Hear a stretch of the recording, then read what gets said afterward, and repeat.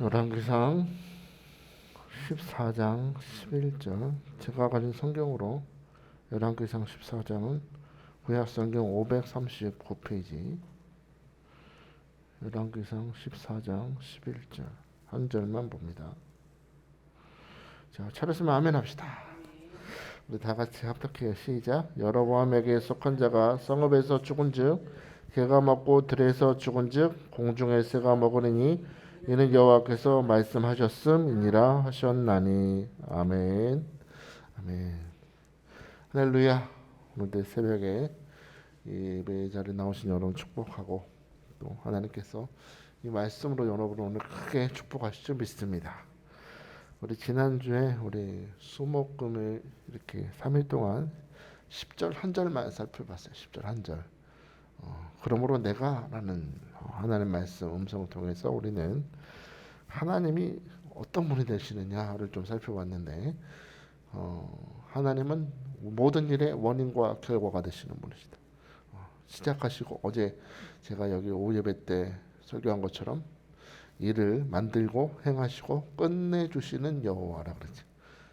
완성하시고 끝내신다.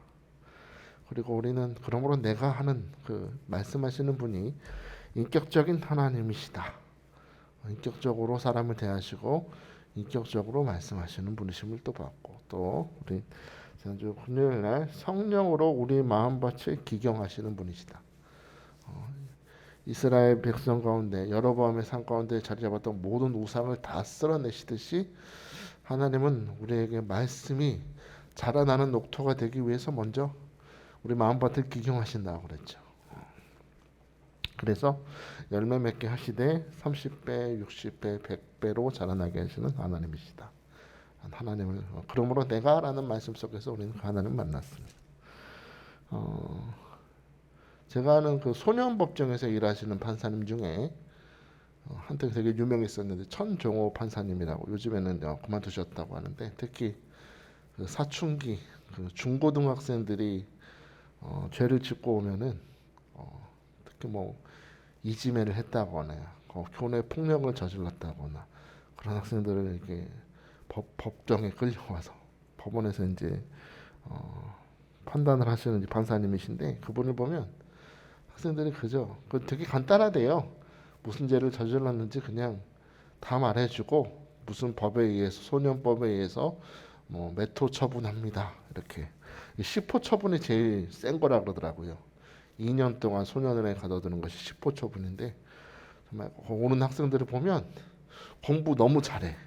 전교 1등, 2등 하는 애인데 선배 언니가 돈 가져오라 그랬다고 자기 그 같은 반에 있는 약한 애를 데려다가 괴롭히면서 돈을 뺏어서 그 뺏은 돈을 언니한테 주고, 또 어떤 애 얘기를 들어보면 뭐 때리뿐만 아니라 그 친구 집에 들어가서 친구를 패고 막 돈을 뺏고 하는 일들, 참 상상할 수 없는 일들을 막 저질러고 와요. 그러면 이 판사님은 그걸 다 그대로 말해줍니다. 너가 이렇게 했지, 너가 이렇게 괴롭혔지, 넌 이렇게 괴롭힘 당한 친구 어떤 기분인지 상상해봤어?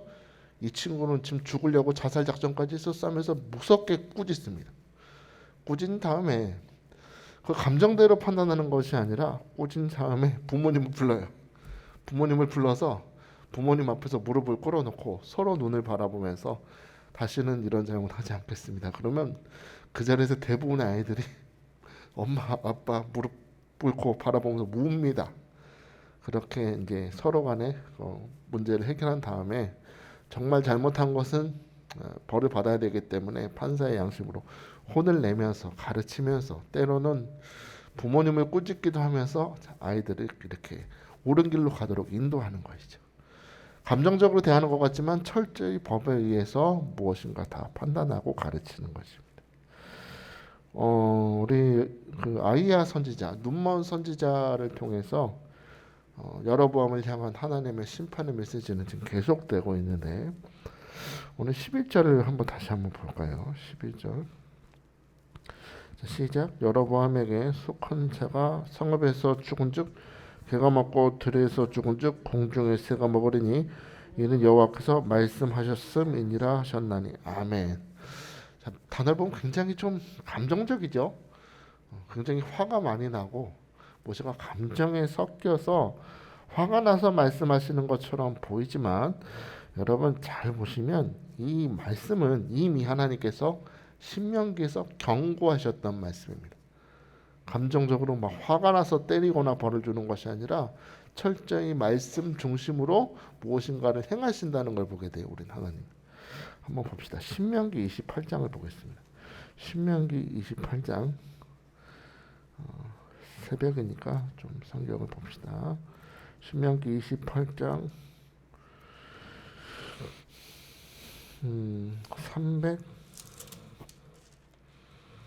307페이지 28장 15절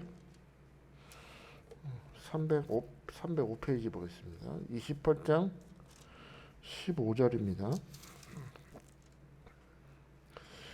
28장 15절에서 20절 우리 같이 봅시다. 시작. 내가 만일 내 하나님 여호와의 말씀에 순종하지 아니하여 내가 오늘 내게 명령하는 그 모든 명령과 규례를 지켜 행하지 아니하면 이 모든 저주가 내게 임하며 내게 이를 것이니 내가 성읍에서도 저주를 받으며 들에서도 저주를 받을 것이요 또 내 광주리와 떡반죽 그릇이 저주를 받을 것이요 내 몸의 소생과 내 토지의 소산과 내 소와 내 양의 새끼와 저주를 받을 것이며 내가 들어와도 저주를 받고 나가도 저주를 받으리라.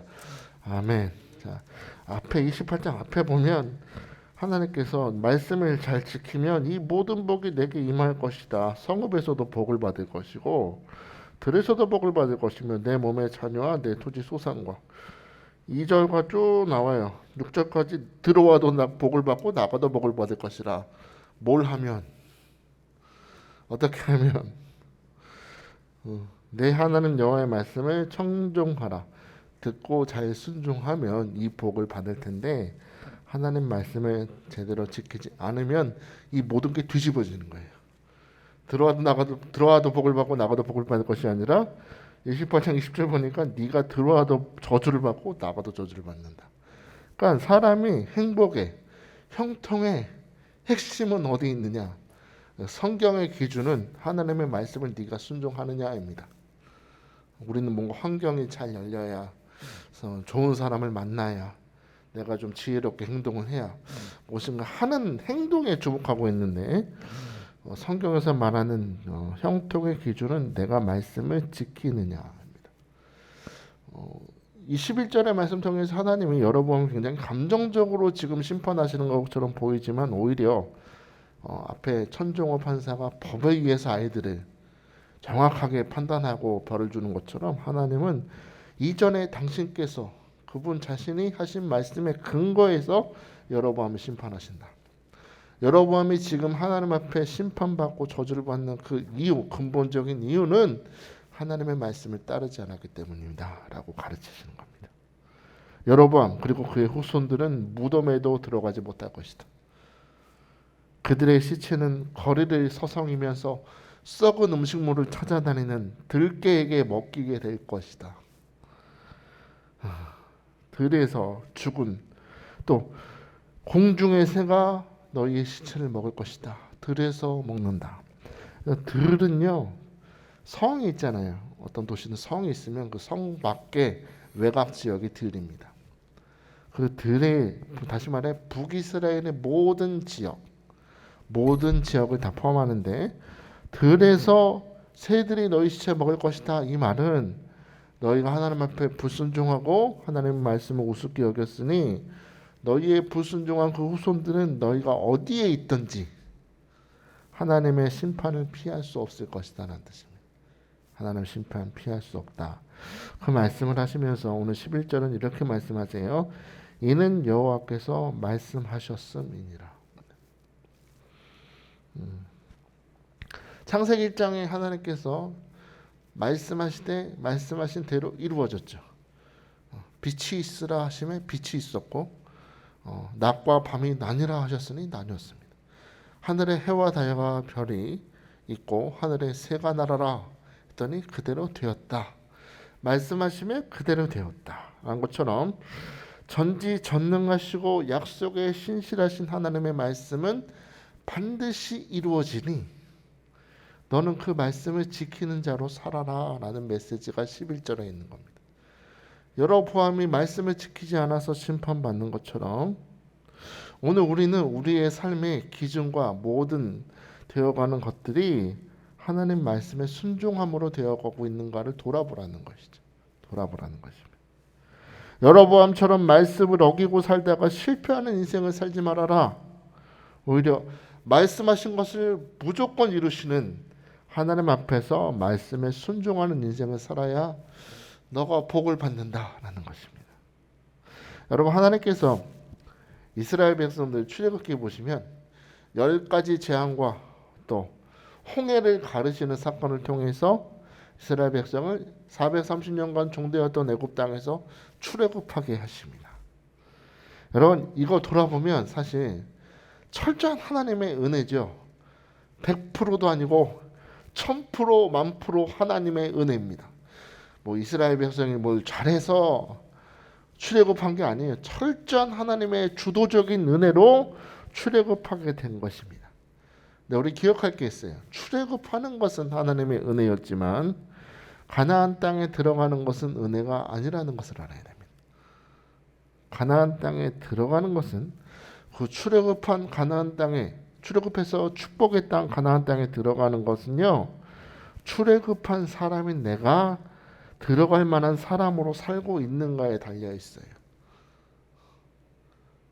우리도 똑같아요. 예수 믿고 구원받는 거, 하나님의 자녀된 거, 그건 하나님의 철저한 은혜입니다. 그러나 우리가 하나님 앞에서 은혜 받은 후에 주님의 자녀로서 축복의 삶을 살아가느냐, 아니면 오늘 말씀한 저주의 삶을 살아가느냐는 내가 은혜 받은 사람으로서 오늘 어떻게 살아가느냐에 달려 있다는 거예요. 애굽에서 요단강을 건너서 가나안 땅까지 가는데 빨리 걸어가면 11일이면 가는 길이래요. 하나님이 들어가라 하셨으니 그냥 열심히 걸어서 따라서 들어가면 됩니다. 그런데 다 와가지고 요단강 앞에 가네스 바데 코앞까지 와가지고 왜 정탐을 하냐고 거기서 그냥 들어가면 되는데 정탐을 하죠. 12정탐꾼을 보내요. 그리고 정탐하고 돌아왔더니 여호수아 갈렙은 저들은 강하다. 그래 강해, 우리보다 강하지만 하나님이 우리 편이시니 저들은 우리 밥이다. 우린 능히 저 땅을 차지할 수 있다. 그 말을 들어야 되는데 열 정탐꾼의 말을 듣죠. 뭐라 그래요? 저들은 우리보다 강하고 우리가 저들이 볼 때 우리는 메뚜기 같다. 그 말을 받아들이고 하나님 앞에 원망하면서 모세를 원망하면서 왜 우리를 이런 광야로 끌어내느냐, 왜 저런 이방인의 그를 죽게 하느냐고 불평했더니 그들의 불평하는 음성을 들으시고 하나님 하신 말씀이 무엇입니까? 신명기 1장 40절 보니까 너희는 방향을 돌려 홍해길을 따라 광야로 들어갈지어다. 어디를 보내요? 광야로 보내요. 광야로. 코앞인데, 가나안 땅 코앞인데 광야로 들어가게 하신다. 왜 그랬을까요? 그렇게 들어가게 하신 이유가 있어요. 신명기 8장 2절 보니까 내 하나님 여호와께서 이 40년 동안에 내게 광야길을 걷게 하신 것을 기억하라. 이는 너를 낮추시며 너를 시험하사 내 마음이 어떠한지 그 명령을 지키는지 지키지 않는지 알려 하심이라. 광야로 보내신 이유가 뭐예요? 너는 출애굽한 사람인데 출애굽한 사람으로서 너가 축복의 땅에 들어가는 것은 너의 마음이 낮아져 있느냐에 달려있다. 너가 오늘 하나님의 말씀대로 순종하느냐에 따라 순종하지 않느냐에 따라 축복의 땅은 너의 것이 될 수 있고 아니면 너는 광야를 뺑글뺑글 돌아서 그 사람이 될 때까지 하나님은 기다리신다는 것이죠. 하나님은 나를 낮추시길 원하신다는 것입니다. 내 고집을 버릴 때까지. 하나님의 뜻을 철저히 수용하는 사람으로 광야에서 빚으신다는 것이죠. 하나님께서 모든 것에 나를 축복하시고 인도하시는 거 아는 사람은 병들어도 하나님이 여기 축복이 있고 실패해도 여기 하나님의 사랑이 있음을 믿는 것입니다. 내 뜻을 앞세우기보다 오늘 내 현실 속에 있는 하나님의 뜻, 하나님의 사랑을 깨닫고 하나님의 능력과 하나님의 지혜를 철저히 의지하는 사람이 되기를 기대하신다는 것이죠.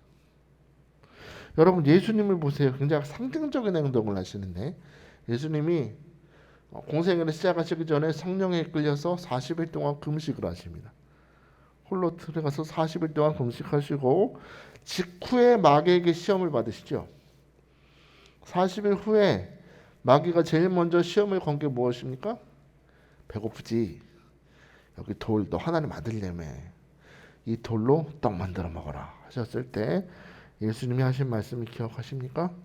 기록되었을 때 사람이 떡으로만 사는 것이 아니요 하나님의 말씀으로 산다. 예수님이 가르쳐 주시는 거예요. 무엇을 먹느냐, 무엇을 입느냐, 어디서 사느냐가 중요한 것이 아니라 너가 축복의 사람으로 살고 싶으면 오늘 말씀을 지키는 자가 되라라는 것입니다. 오늘 내게 주시는 그 말씀을 따라 살아가라. 환경과 상황이 흔들리지 말고 오늘 우리에게 찾아오시는 살아있는 말씀 예수 그리스도가 나와 함께 하심을 믿고 그분이 주시는 말씀대로 순종하며 사는 그 사람이 하나님의 자녀라는 것입니다. 여러분 오늘 축복합니다. 오늘 주님이 이 말씀을 주셨으니 오늘 하나님께서 주신 말씀에 아멘으로 순종할 수 있기를 주의 이름으로 축복합니다. 힘든 환경 속에서 이 광야 같은 인생을 사는 우리에게 그래도 말씀을 붙잡고 사는 자에게 하나님은 어떤 축복을 주실까요? 하나님은 위로해 주심으로 찾아오십니다. 누가복음 19장에 보시면 여러분 잘 아시는 세리장 삭개오가 나와요. 삭개오. 세리장이래요. 세리 중에 리더입니다.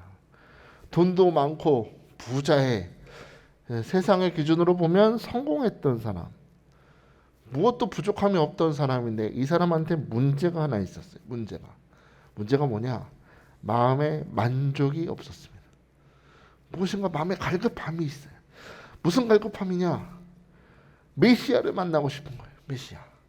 그 성경 속에 약속된 메시아, 그 구원자를 만나고 싶은 갈급함이 마음에 있었는데 어느 날 그 메시아가 오셨다는 소문이 들리기 시작합니다.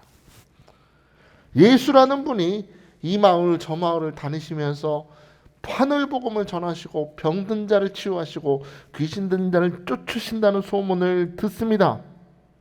그리고 소문을 듣자 많은 사람들이 병든 자들이 주님께 나아가고 문제 있는 자들이 찾아가고 눈먼 자가 나아가고 갖가지 문제를 가지고 주님께 나아갑니다. 무엇인가 주님을 통해서 얻고 싶어서 나가는 것이죠. 그런데 삭개오는 보면 부족한 게 하나도 없잖아요. 돈도 많아요. 집도 부자예요.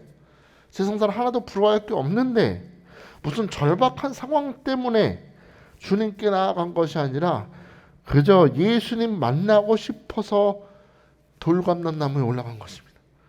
무엇인가 해결받으려고 간 것이 아니라 예수님 그분 자신이 목적이 됐다는 것이죠. 예수님 만났으면 좋겠다. 내가 사람들이 나를 비웃더라도 욕하더라도 로마의 하수인이라고 나를 비웃고 욕해도 나는 오늘 내게 찾아오시는 예수님을 만나야겠다는 그 마음으로 뽕나무, 옛날 뽕나무고 요즘은 돌감람나무 올라갔더니 주님이 이 삭개오를 주목하시고 말씀하십니다. 누가복음 19장 5절에 예수께서 그곳에 이르사 쳐다보시고 이르시되 삭개오야 속히 내려오라. 내가 오늘 너의 집에 유하여야 하겠다 하시네요. 할렐루야. 우리 예수님은 예수님만 간절히 기다렸던 삭개오를 주목하십니다. 병 낫게 해주세요. 문제 해결해 주세요가 아니에요. 내가 눈을 뜨고 싶은 무엇인가 목적을 가지고 주님께 나온 것이 아니라 예수님 그분이 목적이었던 삭개오를 주목하십니다. 이르사 쳐다보셨다. 이건 단순히 쳐다본 것이 아니라 주님의 얼굴과 삭개오의 얼굴이 다 고정된 것이고 눈과 눈이 고정된 것이고 마음과 마음이 고정된 것이고 삭개오의 갈급한 영혼과 모든 것에 충만하신 예수 그리스도의 영혼이 탁 마주친 것입니다. 그리고 예수님은 내가 너희 집에 가겠다 말씀하십니다. 내가 너를 오늘 만나줄 뿐만 아니라 너희 집에 가서 너와 함께 먹고 마시겠다. 내가 너희 집에 가서 살겠다. 성도 여러분, 오늘 여러분은 이 새벽에 왜 나오셨습니까? 저는 여러분이 어떤 문제가 있는지 전 자세히 모르지만 아마 많은 고민과 염려와 문제가 있을 줄 압니다. 그러나 오늘 이 새벽만큼은 그 무엇 때문이 아니라 예수님 그분 만나는 거 하나 자체가 목적이 될 수 있게 축복합니다. 예수님, 난 오늘 주님 만나야 되겠습니다. 오늘 나를 찾아오시는 예수님, 사람들이 나를 어떻게 쳐다보든 나는 관심 없습니다. 주여, 내가 오늘도 이 말씀 붙들고 주님께 나왔으니 주여 오늘 나를 만나 주옵소서. 나는 주님 만나면 됩니다. 오늘 여러분 주님께 여러분의 시선을 고정하고 바라볼 때 주님께서 여러분을 쳐다보시고 말씀하실 것입니다. 사랑하는 이월득 집사야, 내려와라. 내가 오늘 너의 집에 함께 가겠다. 사랑하는 이건수 집사야, 내가 오늘 너의 삶의 현장에 함께 가겠다. 내가 너와 함께 먹고 마시고 너와 함께 같이 살겠다. 사랑하는 장성민 집사야, 내가 오늘 너를 주목하고 내가 오늘 너와 함께 거하리라 말씀하신다는 것이죠. 여러분 오늘 축복합니다. 오늘 여러분의 이 시간 주님을 만나면 주님께서 오늘 뒷문 나갈 때 여러분의 손을 붙잡고 함께 걸어가 주실 줄 믿습니다. 야이로의 딸의 집으로 함께 걸어가신 것처럼 여러분의 문제의 현실 속으로, 여러분의 집으로, 여러분의 문제 속으로 주님이 함께 걸어가셔서 오늘 말씀하실 거예요. 사랑하는 딸아, 달리다굼 일어날지어다. 나사로야 나와라. 중풍병자에게 말씀하시고 여러분의 문제 속에, 질병 속에 내가 죄사함을 받았느니라. 주님의 완전한 치유, 완전한 위로, 완전한 동행이 오늘 하루 여러분을 지키시고 보호하실 줄 믿습니다. 그러나 오늘 사는 여러분, 오늘 우리가 해야 될 것이 있다면 말씀을 지키는 것입니다. 말씀 지키는. 여로보암은 하나님의 말씀을 우습게 여겼다가 저주받습니다. 지금 계속 저주잖아요. 저는 이 저주를 주목하는 것이 아니라 이 저주를 말씀하시는 하나님입니다. 하나님 오늘 우리에게 외치시는 겁니다. 너는 말씀을 지키고 살아라. 말씀을 지키고 사는지 그렇게 안 사는지 오늘도 보신대요. 우리 광야 같은 인생을 살면서 주님 보신대요. 오늘 여러분만큼은 말씀을 지키십시오. 말씀을 지키고 사는 자, 그분은 그 자를 하나님이 오늘 찾아가셔서 오늘 여러분을 만나주시고 위로하실 줄 믿습니다. 오늘 그 은혜를 사모하면서 우리 함께 기도합시다. 오늘 시간 기도하실 때 하나님, 오늘 내 삶을 돌아봅니다. 오늘 11절 말씀에 하나님 말씀하셨어요. 이는 여호와께서 말씀하셨음이니라. 하나님 말씀하신 대로 행하시는 분, 그 하나님은 오늘 우리가 이 광야 같은 인생을 살면서 말씀을 지키기를 원하십니다. 그 마음이 낮은 자가 되어서 모든 상황 속에 하나님의 사랑과 하나님의 지혜가 있는 것을 발견하는 자가 되길 원하십니다. 주여, 오늘 내 안에 조금의 불순종의 뿌리도 자라지 못하도록 오늘 말씀의 쟁기를 기경하여 주시고, 하나님 무엇 때문에 주님을 만나는 자가 아니라 오늘도 이 광야 같은 인생을 살면서 주님 한 분 바라보는 우리 이관수 집사님, 우리 월드 집사님, 우리 장성민 집사님, 오늘 이 새벽 함께 예배드리고 있는 그 사람을 찾아가셔서 위로하심을 믿고, 주여 오늘 예수님 만나기를 원합니다. 오늘 나의 인생 문제 속으로 우리 집에 함께 가셔서 나와 동행하시고 인도하여 주옵소서. 오늘 말씀 생각하며 우리 주의 이름 부르며 부르짖기도 합니다. 주여!